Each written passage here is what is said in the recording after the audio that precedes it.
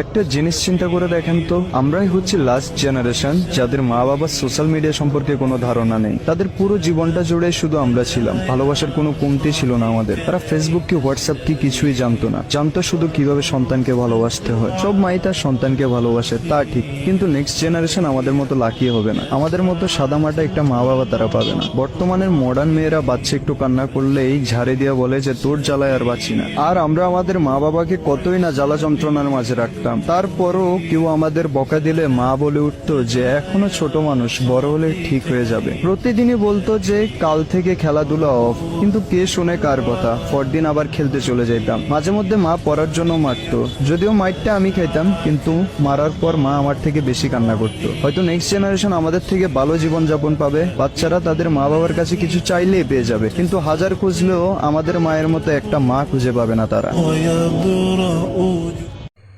ভিডিওটি ভালো লাগলে like, comment, share and subscribe করুন। ধন্যবাদ।